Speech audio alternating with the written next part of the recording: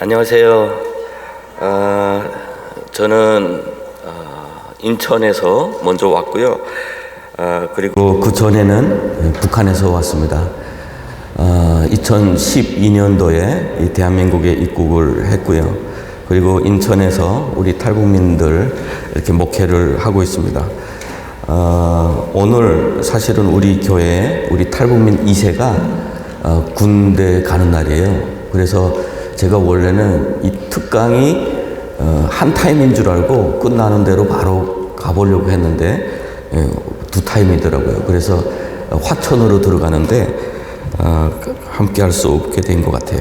그래서 우리 탈북민들이 대한민국에 입국한 시기가 이제는 한 20년 되다 보니까 2세들이 군대에 많이 갑니다. 그래서 저희 아들도 한 2년 전에 연천에서 군 생활하고 전역을 했는데 제가 태워다 주면서 그런 이야기를 했었어요.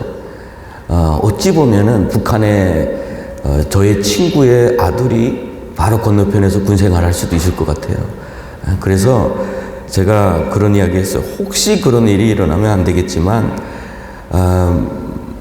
정말 교전이 일어난다면 너는 포로되면 안 된다. 그래서 너는 싸우다가 죽거나 마지막까지 싸워야 된다라는 그런 이야기를 했어요. 왜냐하면 아빠가 탈북민인 거 알면은 저 사람들이 너를 살려주지 않을 거고, 특별히 목사의 아들이면 더군다나 살려주지 않을 거다라는 그런 이야기를 했어요. 어찌 보면 우리가 북한이라고 하는 그런 그 사회, 우리에게서는 어떻게 보면 너무 먼 것 같아요. 마음에는 저 멀리 있는, 그리고 우리하고 아무 상관없는, 그렇지만 우리 예수 믿는 사람들에게는 그렇게 멀면 안 된다고 저는 생각을 하거든요. 왜냐하면 제가 그 어느 청년부에 가서 이렇게 그 복음 통일에 대해서 이렇게 강의를 하고 내려오는데 어떤 청년이 저 문 밖에서 저를 기다리다가 질문을 했어요. 왜 통일이 돼야 됩니까? 나는 통일되는 거 원치 않습니다. 그래요. 그래서 왜 그러냐 했더니 통일이라고 하는 것은 고구려 조선 시대로 돌아가자는 말과 같이 들린다. 태어나면서부터 이미 분단되었고 두 개 나라인데 왜 굳이 통일해야 되느냐. 그리고 두 번째로 통일하면 가난해진다는데 왜 통일해야 되느냐라고 이렇게 질문을 했습니다. 그래서 저는 우리가 경제적으로나 어떤 정치적 체제의 어떤 통일을 말하는 게 아니고 오늘 우리가 이렇게 마음껏 예배할 수 있는 것, 하나님을 섬길 수 있는 것, 그리고 주님의 은혜 가운데서 우리가 구원함의 어떤 은혜를 누리는 것, 이런 것은 어떻게 보면 우리만의 특권이어서는 안 돼요. 저들을 향한 하나님의 마음이 있고 저 땅을 향한 하나님의 계획이 있는데, 그러면 저들에게 복음을 증거하고 저들도 우리와 같이 예배를 드리도록 하는 것이 사실은 복음 통일이거든요. 오늘 여기서 마지막 기도하신 분이 한 번도 복음을 듣지 못하고 죽는 사람들이 많습니다라고 했는데 북한이 그렇습니다. 우리 많은 분들이 그런 기도를 해요. 사는 것도 태어나서 북한에서 태어난 죄가 되어서 평생 지옥처럼 살다가 죽어도 지옥 간다는 게 말이 됩니까? 그래서 저는 주님의 청년들은 저 북한을 품어야 된다고 저는 생각을 하고, 그리고 또 오늘 저 북한을 향해서 하나님이 어떤 일들을 하셨는지 또 하고 계시는지에 대해서 저의 삶의 간증을 통해서 말씀을 좀 나누려고 합니다. 저는 98년도에 첫 탈북을 했습니다. 그때 저희 나이가 22살이었어요. 학교 전문대학교를 금방 졸업을 하고 탈북이라고 하는 것은 우리한테는 상상할 수가 없어요. 첫 번째는 북한 국경을 넘는 거니까 불법이에요. 그리고 한번 넘다가 체포되면 북한의 시스템에서는 그 국가를 배신하는 것은 아주 큰 죄입니다. 북한은 어떻게 보면 우리의 신분의 그 꺼리표라고 그래요. 모든 것이 내가 태어나면서부터 우리 부모 때부터 시작해서 모든 것이 기록이 되는 나라예요. 그래서 내가 만약에 이런 흠을 남겼다라고 하면 나뿐만 아니라 앞으로 우리의 자녀들까지도 영향을 받습니다. 아주 사람을 얽매는 그런 시스템이죠. 그러다 보니까 일단은 탈북은 불가능한 거예요. 첫 번째. 그리고 두 번째는 우리는 어려서부터 세뇌 교육을 받습니다. 어떤 세뇌 교육을 받느냐면 우리가 언어를 처음 배울 때 아빠, 엄마라는 말을 배울 때부터 시작해서 배우는 말이 있어요.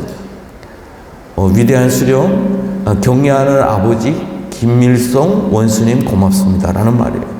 그리고 우리 부모님들 생일은 기억을 못해도 수령의 생일은 기억합니다. 왜냐하면 그날에 선물을 주거든요. 사탕 과자를 줬어요. 그러니까 어려서부터 엄청난 그 세뇌 교육, 그리고 외부의 어떤 그 소식이나 모든 것이 차단이 되어 있어요. 오직 그 나라의 교육과 그 나라의 어떤 세뇌 교육을 받기 때문에 우리는 다른 거 생각하지 못해요. 우리의 양심이라는 거 있죠. 양심. 여러분은 양심을 믿으십니까? 양심을 믿으세요? 양심이라는 게 뭐세요? 양심이란 뭘까? 양심은요, 사실은 우리는 하나님 앞에서 선한 양심은 중요해요. 그것은 하나님이 우리를 만드신 속사람이기 때문에 그래요. 그런데 인간 사회에서 양심이라고 하는 것은요, 어떻게 보면 이 시대의 교육과 문화와 여러 가지 어떤 관계 가운데서 우리에게 심어준 어떤 다른 존재예요. 속삭임이라고 해요. 속삭임. 나 이러면 안 돼라고 하는, 그리고 이렇게 살아야 돼라고 하는 어떤 그 사회의 시스템이 만들어낸 거예요. 그러면 북한 사람들의 선한 양심은 뭐냐면 당에 충성하는 거예요. 그래서 우리에게 만들어진 어떤 그 양심에 따라서 탈북을 하면 안 돼요. 이렇게 이중 삼중으로 그 연결된 그 포위망 가운데서 북한 주민들은 살고 있습니다. 요즘에 여러분들 그 PD 수첩을 보셨는지 모르겠는데 북한 군인들이 우크라이나 전쟁에서 체포됐어요. 다 아마 여러분들 나이 또래예요. 20대 나이에 군대에 나가서 저는 그들을 위해서 기도할 때면 막 눈물이 나와요. 왜냐하면 만약에 내가 그 시대에 북한에 있었다면 나도 다루지 않았을 거다라고 생각하기 때문에 그래요. 군 생활이 북한에서는 10년입니다. 10년을 군에 가야 되는데 저희 아들은 1년 8개월인데 얼마나 힘들어하는지 모르겠어요. 그래서 야 임마 여기 그 군대냐? 그리고 군대 가자마자 그 군대에서 밴드를 만들어서 오늘 어떤 훈련을 합니다. 막 사진 보내주고 어린이집 비슷하더라고요. 군대가. 여러분들 앞엔 죄송합니다. 1년 8개월도 힘들죠? 근데 북한 사람들에게 10년은 워낙 북한 사람들은 어디에 이동의 자유가 없어요. 한 지역에서 오래 살고 있어요. 그러니까 모든 사람들이 태어나서 어딘가 나가는 거, 남자가 어딘가 나가는 게 군대예요. 그러다 보니까 모두가 다 가고 있고 또 어딘가 떠날 수 있고 그러다 보니까 모두가 또 군대를 가야 하고 또 지망을 합니다. 사람들이. 그러면 군대 나가면 10년이라는 생활을 보내야 되는데 그 10년이라는 생활도 일종의 훈련과 교육이에요. 훈련과 교육. 명령에 복종하는 것, 그리고 사상교육, 당과 수령을 위해서 목숨 바쳐 싸우는 것, 그런 교육을 받습니다. 그래서 군대 전쟁터에 나가요. 전쟁터에 나가면 이 사람들은 죽기 내기로 싸우겠다라는 어떤 그 다짐이 있어요. 왜냐하면 우리의 신분을, 우리 가문의 신분을 바꿀 수 있는 계기이기 때문에 그래요. 북한은 나라고 하는 그 개인보다 가문이라는 가족이라고 하는 공동체가 중요해요. 왜냐하면 나로 인해서 다른 가족이 피해를 볼 수 있도록 이렇게 연좌제가 성립되는 국가이기 때문에 그렇거든요. 그래서 우리 청년들이 그 뉴스에 보면 전쟁터에 나가서 죽었는데 많은 청년들의 짐 가운데 쪽지가 있습니다. 그 쪽지에는 당과 수령에 대해서 내가 얼마나 충성되게 싸우는지에 대한 어떤 그 결의 같은 것이 있어요.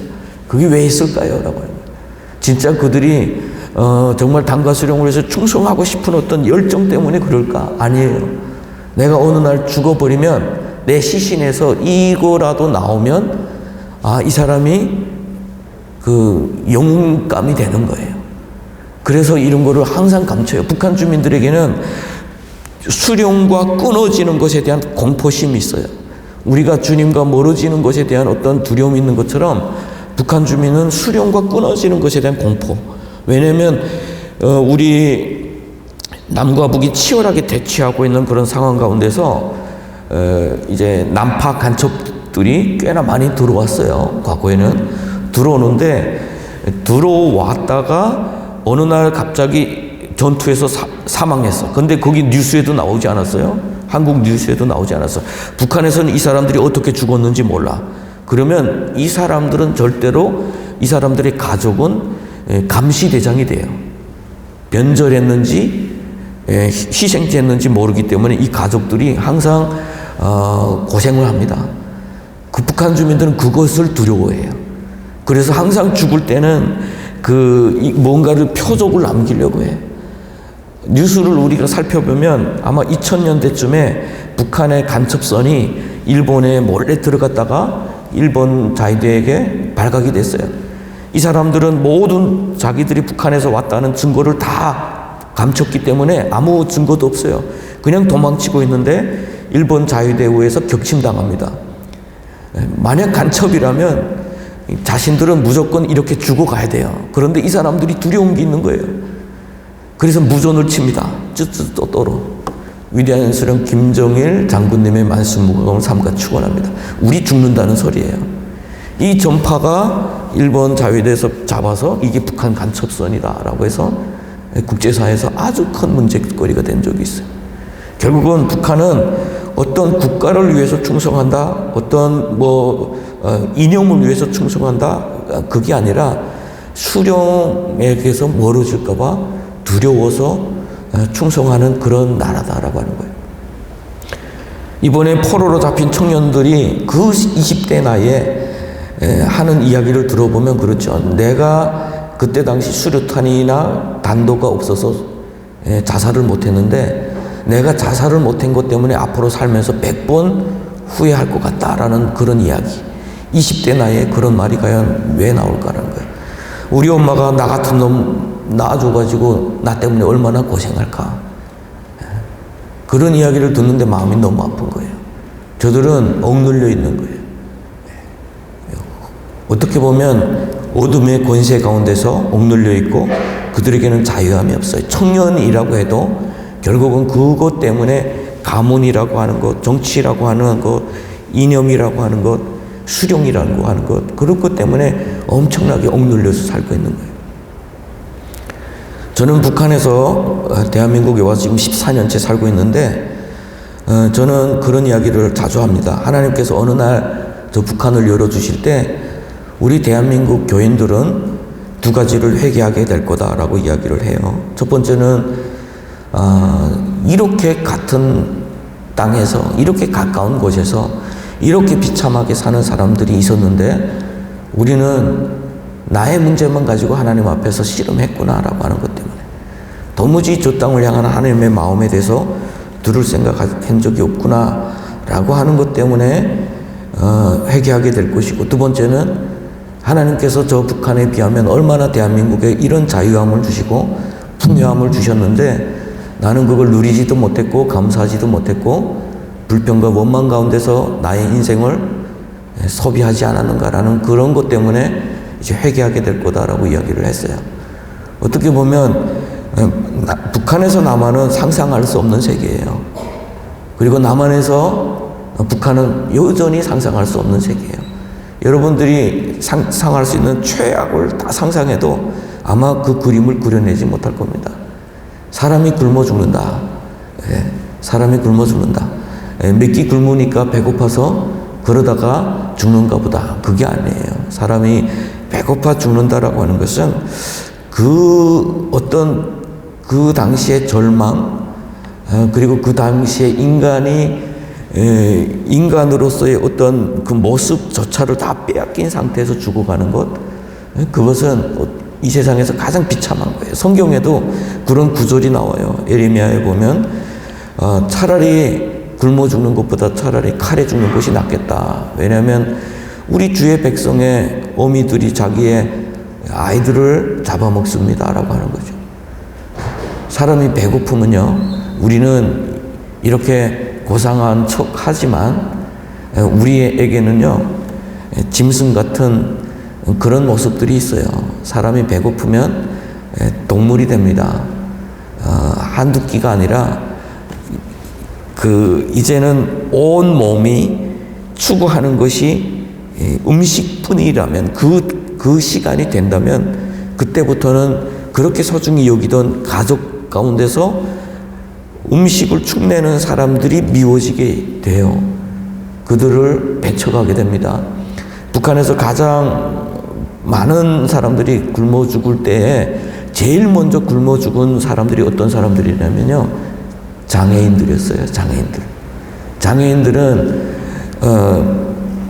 배고프면, 특별히 지적장애인들은 배고프면 음식을 찾아서 먹어야 됩니다. 평범할 때는 그렇게 먹고 살았어요. 그런데 정말 한 끼 죽을 써서 이걸 가지고 저녁까지 먹어야 된다. 왜냐면 여러 차례 끓일 수 있는 음식이 없기 때문에 한 번 끓여서, 북한엔 또 뗄감도 부족합니다. 그러다 보니까 여러 차례 먹어야 된다라고 하는데, 다른 사람들을 다 일 나갔는데 이 친구는 배고프니까 그냥 가서 그걸 먹어 치우는 거예요. 그러면 다른 사람들이 다 굶게 되는 거죠. 그러니까 조치가 뭐냐면 묵는 거예요. 감금하는 거예요. 그렇게 해서 죽어갖고 수많은 아이들이 집을 뛰쳐나오게 되고 어른들이 굶어 죽게 되죠. 그래서 그런 비참한 가운데서 인간은 단순히 배고픔의 고통과 굶어 죽는 것의 어떤 절망만 경험하는 것이 아니라, 인간이 이렇게 비참할 수 있느냐라고 하는 그것 때문에 더 실망을 하는 거죠. 사람의 생명이 음식이라고 하는 것에 이렇게 비참해질 수 있느냐. 인간의 그 취약함을 보기 때문에요. 이렇게 한번 경험한 사람은 인간의 존엄을 잘 믿지를 않아요. 우리 탈북민들이 지금 대한민국에 34,000명이 와 있습니다. 정말 우리 대한민국 교회가 눈물로 기도해서 그 사람 한 사람들을 구출해서 데리고 왔어요. 그런데 오면서 계속해서 복음을 전합니다. 예수를 전하고, 그런데 그들이 이 땅에 와서 하나님의 형상을 지음받은 존재로서 나를 위해서 예수가 십자가에서 죽으셨다라고 하는 그 사실에 대해서 믿기가 너무 어려운 거예요. 그들이 살아왔던 삶에는 하나님이 없었던 거죠. 그렇게 비참할 때 하나님은 어디 계셨느냐라고 하는 거예요. 우리는, 그리고 하나님의 형상의 존재를 입었던 존재가 우리는 어떻게 그렇게 비참할 수 있었느냐라고 하는 그런 부분에 대해서 마음의 문을 열지 않아요. 당신은 사랑받기 위해 태어났습니다. 이 존재 자체를 비웃어요. 그래서 그러한 비참한 가운데 놓이지 않은 것은 우리에게는 너무 큰 축복입니다. 내가 태어나서 주님이 부르시는 때까지 이러한 삶 가운데 살아보지 않은 것은 어떻게 보면 큰 축복 가운데 하나인 것 같아요. 그래서 우리 탈북민들이 예수를 믿기 위해서는 정말 하나님의 강력한 역사하심 없으면 믿을 수가 없는 거죠. 이론적인 그리고 감동적인 그런 걸 통해서 예수를 믿기는 너무 어려운 거죠. 하나님의 개입, 그리고 우리가 피할 수 없는 그 하나님의 부르심이 없이는 정말 예수님을 믿기가 어려운 거죠. 그래서 저는 22살의 나이에 전문학교까지 졸업하다 보니까, 학교까지 졸업했으면, 대학까지 졸업했으면 어떤 비판의식이라는 게 생겨야 되지 않아요? 우리 어려서부터 교회 다니던 친구들이 대학쯤 다니면 비판의식이 생겨가지고 교회를 멀리하는 경우가 많아요. 내가 바라보는 세계, 내가 교육받은 세계와 내가 어려서부터 믿어왔던 하나님의 세계는 너무 다른 것 같다. 충돌이 일어나는 것 같다. 이것 때문에 이게 너무 힘들어하는 청년들이 많아요. 나는 이것이 나쁘다고 생각하지 않아요. 이런 것 가운데서 내가 이걸 넘어서 하나님을, 더 넓으신 하나님, 더 크신 하나님을 만나는 시간이 필요하거든요. 그런데 북한은 그런 종교 시스템 가운데서 절대로 비판적인 사고가 있으면 안 돼요.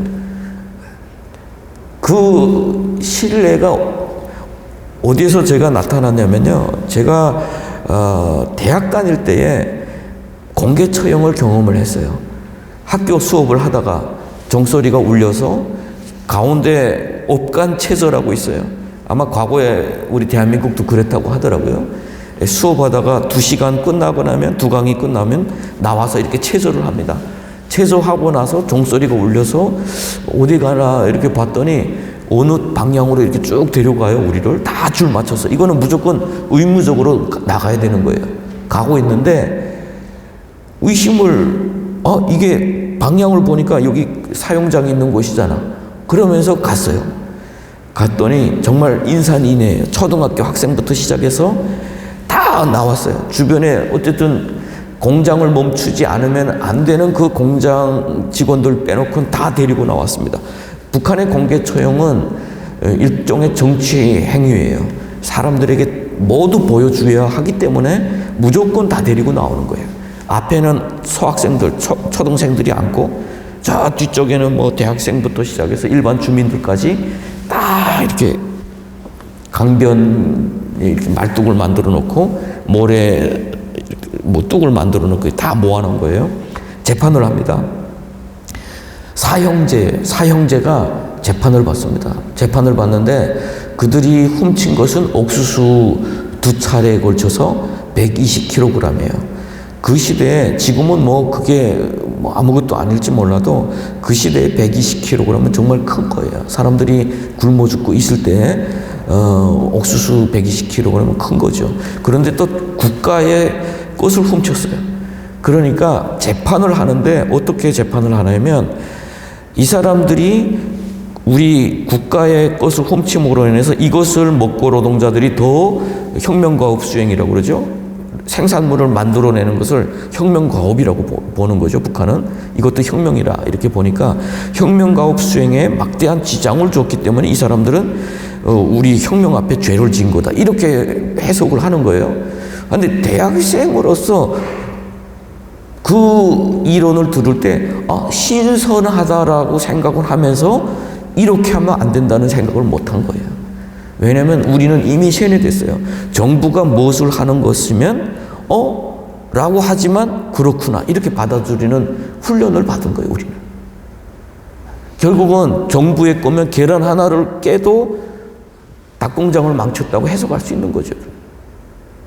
그렇게 해서 막내는 왕을 봤다고 해서 판결 6년을 내리고 나머지 3형제는 총살을 합니다. 말뚝에다 걸어놓고 한 사람 앞에 3명씩 그 자동보총 가지고 하니까 모두 한 명 앞에 9발을 쏘는 거예요. 총을. 그러니까 이것은 이 사람을 죽이기 위한 목적이 아니고 최대한 보는 사람들에게 공포심을 주기 위한 목적이에요. 말뚝에다 매달아 놓고 총을 쏘고 바닥에 곤두박질한 사람들한테 또 총을 쏘고 둘둘 말아서 차에다 싣고 가는데 그 앞에 그 초등학생들은 그걸 경험하는데요. 그걸 보다가 그 사용이 딱 끝나는 순간 막 뛰어가가지고 어디에 매달리냐면 그 총 쏜 자리에 가서 그 탄 피를 죽겠다고. 북한은 여기처럼 뭐 아이들이 놀 수 있는 장난감이 없으니까 탄 피를 막 죽고 거기서 죽지 못한 아이들은 시신 있는 쪽으로 뛰어가는 거예요. 그쪽에서 뭔가 죽을 게 없는가.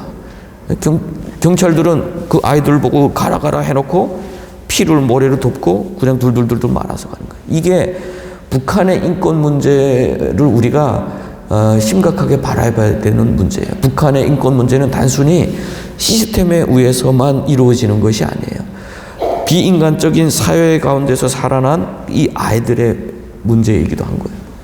이런 아이들이 어떻게 교육을 받냐면 적에게는 절대로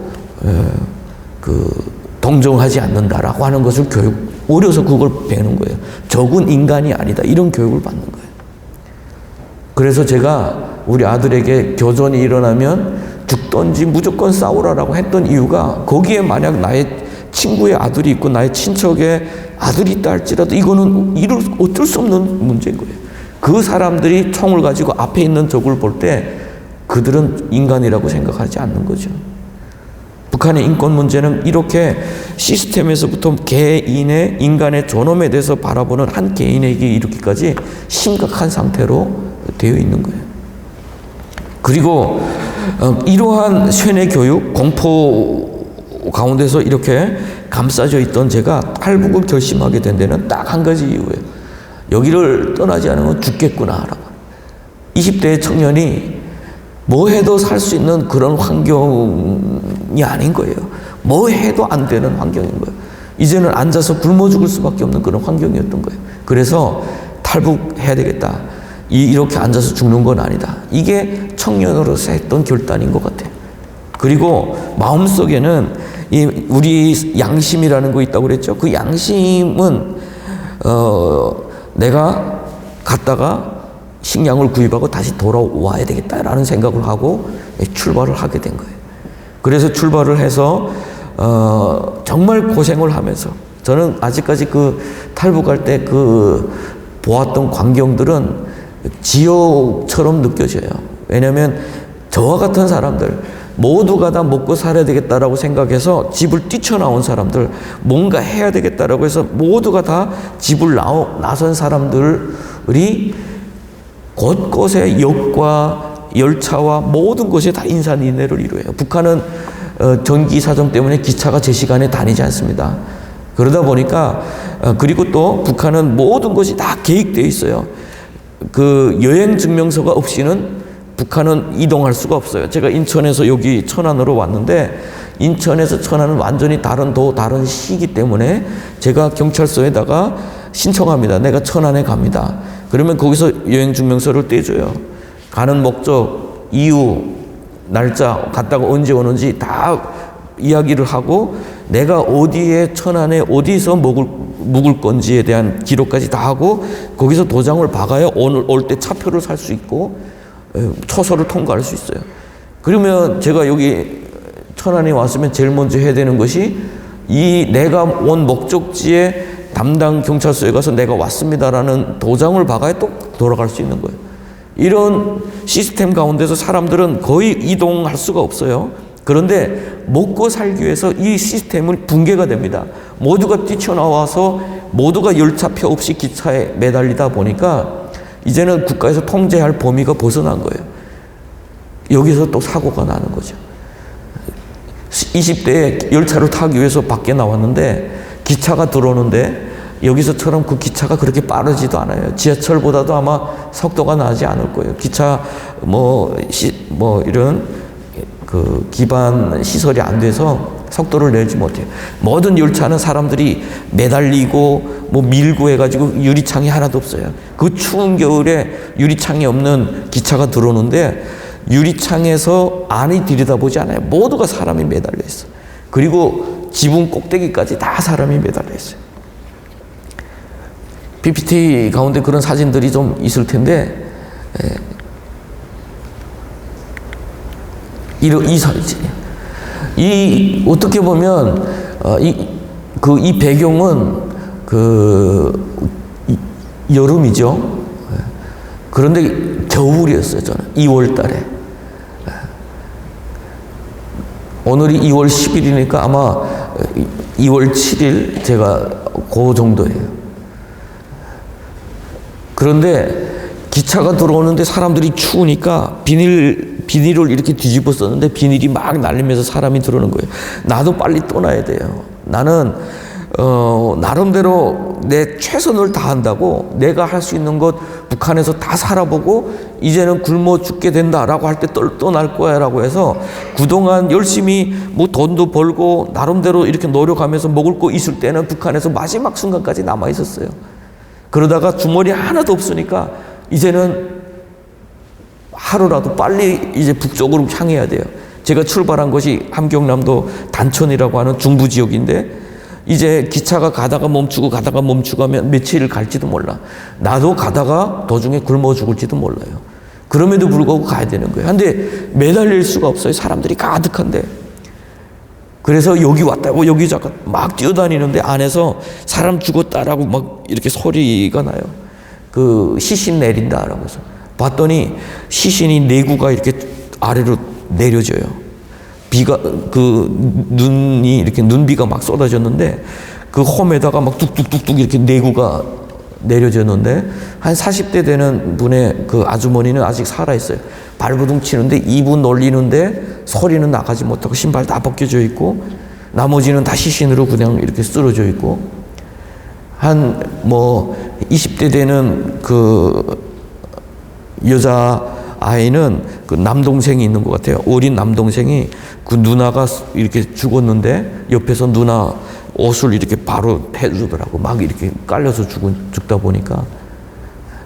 그걸 보니까 막 다리가 풀리고 매달릴 힘이 없어요.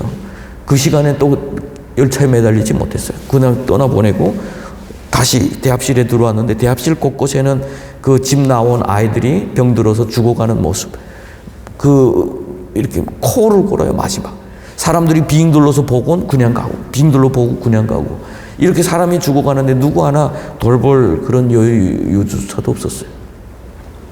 그런데 다음에 오는 열차에 다행히 이렇게 매달릴 수 있어서 이렇게 탈북을 합니다. 정말 천신만고 끝에 오는 도중에 또 아는 사람의 집에 가서 조금 음식을 구해서 먹으면서 이렇게 탈북을 했는데 탈북한 날이 97년도 2월 17일이었던 것 같아요. 다음 날 중국에 도착해서 다음 날부터 충격을 받았는데 그 중국의 그 당시 음식물이 너무 넘쳐가지고 음식물 쓰레기가 하수구를 매서 두로 퍼내는 걸 보니까 이렇게 쌓여 있는 거 보니까요 충격을 받은 거예요. 야, 저것만 가져다가 굶어 죽는 사람들한테 나눠줘도 죽지는 않을 텐데. 사람은 잘 굶어 죽는 존재가 아닙니다. 정말 쌀이 없으면 풀도 먹을 수 있고요. 나무 뿌리도 먹을 수 있고요. 정말 탄수화물만 조금만 있으면 사람은 잘 버틸 수 있는 존재예요. 그런데 그렇게 많은 사람들이 굶어 죽은 거죠. 그걸 보면서 제가 야, 어떻게 이렇게 풍족한 가운데서 강 하나 사두고 이렇게 많은 사람들이 굶어 죽을 수 있지? 너무 큰 충격을 받았어요. 이 차이 때문에 오는 그 절망이 더 힘들었어요. 그리고 한 1년 정도 내가 돈을 벌어가지고 열심히 벌어서 가리라라고 열심히 돈을 벌었습니다. 정말 중국말을 못하니까 어디 가서 이렇게 고용해서 저를 쓰겠다는 데가 없어요. 막상 쓰겠다는 데 가보면 돈을 주지 않는 것이었어요. 그렇게 해서 하다가 그래도 조금씩이라도 돈을 주는 데서 일해야 되겠다. 농촌에 가서 남의 집 농사 일을 해주는 조건으로 중국말을 배우고 한쪽으로는 내가 여유 시간에 산에 올라가서 나무를 뜯고 버섯을 뜯고 해서 돈을 벌어서 가족들 살리겠다고. 그런데 그해 8월 달에 저희 아버지가 또 탈북해서 오셨어요. 그래서 저희들이 번 돈을 지금 드리려고 했는데 우리 아버지를 보는 순간 저한테 하시는 말씀이 두 동생이 굶어 죽었다라고 하는 거예요. 저희에게는 형제가 꽤 많았어요. 지금도 많지만 그 막내가 그 당시 3살이었고 그 위에 여동생이었는데 6살이었어요. 이 두 동생이 굶어 죽은 거예요. 또 나올 때 우리가 가서 맛있는 거 구해가지고 올게 라고 해서 이렇게 인사하고 나왔는데 그 아이들이 굶어 죽었다. 사실은 북한에서 내가 북한에 있을 때 이 아이들이 굶어 죽었다면 나는 그렇게 슬프지 않을 것 같아요. 왜냐면 온 가족이 굶어 죽은 집도 많은데 우리 아이들은 이렇게 죽었으니까 그냥 안타깝다 이렇게만 생각했을 거예요. 우리 탈북민 목사님 가운데는 그런 분이 한 분 계세요. 오늘은 딸이 굶어 죽고 내일은 아빠가 굶어 죽은 거예요. 자기 아버지가 굶어 죽은 거예요. 근데 자기는 울지 않았대요. 왜냐하면 이 사람들은 오늘 죽은 사람이건 나는 내일 죽을 사람이기 때문에 나는 울 수 없었다라고 하는 거죠. 근데 저는 중국에서 그 소리를 들으니까 이게 슬퍼서 견딜 수 없는 거예요. 저희 아버지가 왔다고 이렇게 음식상을 가득 차려주고 손님들이 모였는데 제 나이가 22살이에요. 부끄러움도 많고 창피함도 많은데 이 쏟아지는 눈물은 이건 내가 우는 게 아니에요.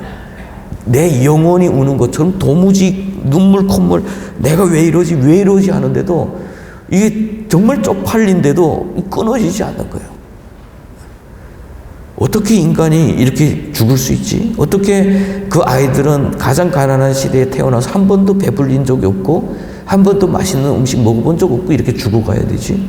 라고 하는 것이 얼마나 슬펐는지 몰라요. 밤새 울었어요. 그 자리에서 뛰쳐나가서 밤새 울었어요.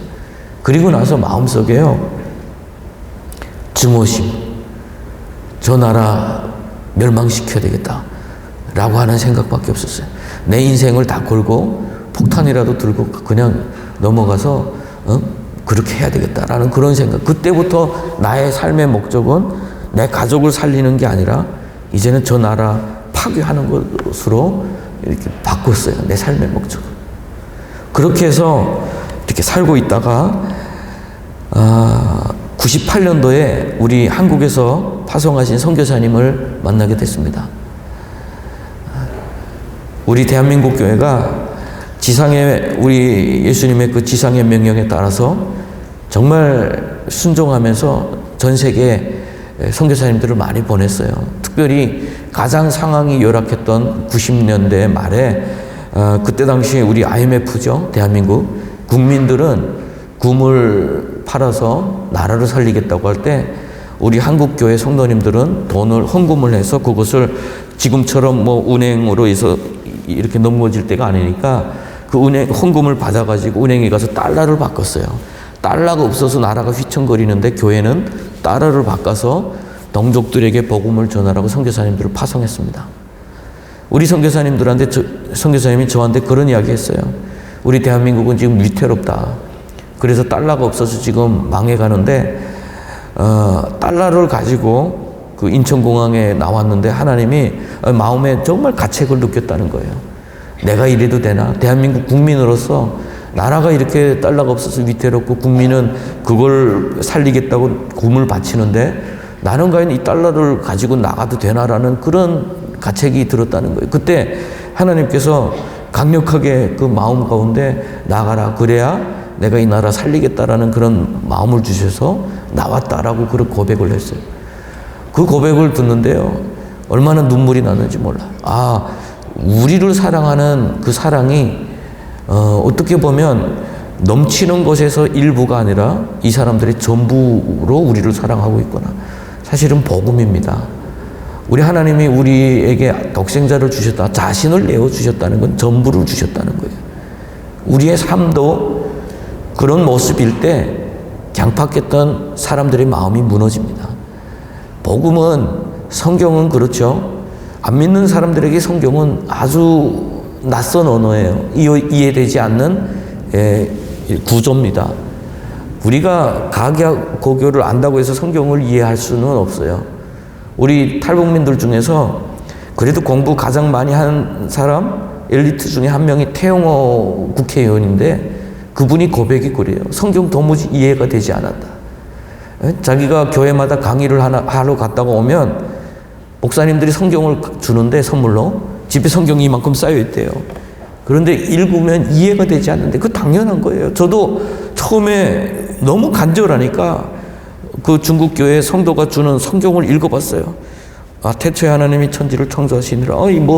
이런 신화처럼 읽을만 한데 흙으로 사람을 만들고 생기를 불어내 사람이 됐다. 야, 이거는 도무지 이건 내가 믿을 수 없더라고요. 이게 원숭이가 사람이 되는 게 더 빠르지. 어떻게 이게 흙이 사람이 되냐. 내가 아무리 신이 갈급해도 이건 내가 못 믿겠다. 성경을 버렸어요. 그런데 자기를 내어서 주는 그 사랑은 번역된 성경입니다. 여러분 꼭 기억했으면 좋겠어요. 우리는 성경책을 주는 게 아니라 우리의 삶으로 번역된 성경을 다른 이들에게 보여줄 때 그들은 복음을 받아들입니다. 특별히 우리는 북한의 그 사상교육, 세뇌교육, 반종교 교육을 엄청 많이 교육을 받아요. 그러다 보니까 일단은 거부감, 그리고 의심, 그런 거 너무 많이 있어요. 이 사람들이 우리를 이용하려고 그러겠지. 이런 생각들을 정말 많이 하요. 그렇지만 자신을 드리면서 하나님 앞에 와서 복음을 전하는 그 가운데서 마음이 열리기 시작했고 성경 통독을 하기 시작을 했는데 그 성경 통독 가운데서 제가 주님을 만나게 됐어요. 주님을 만날 때 제가 첫 번째 정말 우리 같은 사람은 하나님을 믿기 힘든 게 있어요.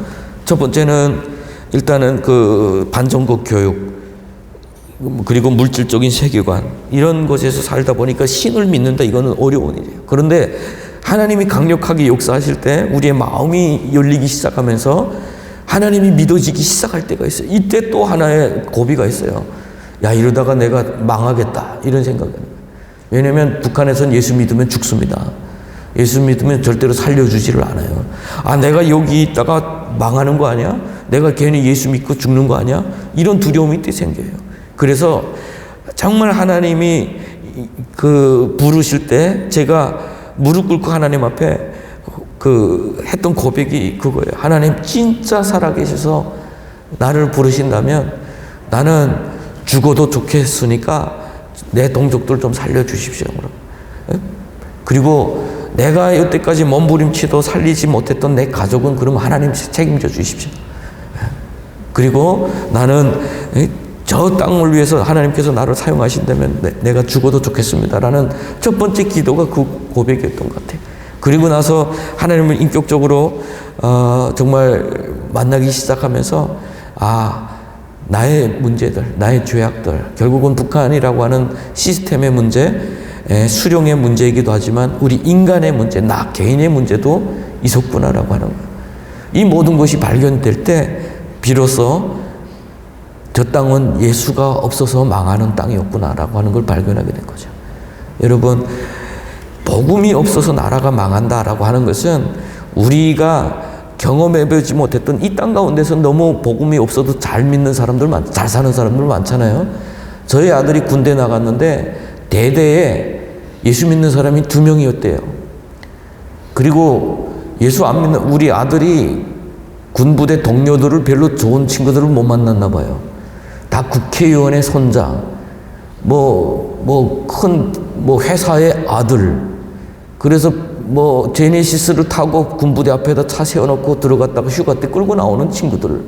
이런 친구들하고 군생활 하다 보니까 예수 믿는 자기가 그렇게 초라해 보이더라고요. 그래서 갈등을 하면서 왜 하나님 믿어야 되느냐, 이런 이야기를 하더라고요. 그래서 제가 그랬어요. 세상이 어떻든 너는 하나님 믿지 않으면 넌 죽어야 돼. 우리는 하나님 앞에 빚진 사람들이야.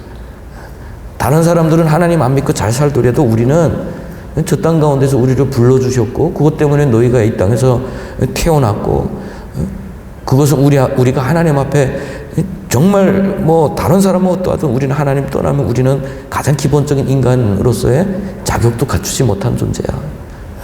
그냥 그렇게 이야기를 해줬어요. 그런데 왜 북한은 그러면 예수가 필요하냐라고 하는 거예요. 저의 어떤 감정의 여정을 보면 앞으로 미래의 북한이 보일 수도 있어요. 북한 문제는 단순히 억압에서 해방을 시키고 없는 식량을 주는 데서 해결되지 않습니다.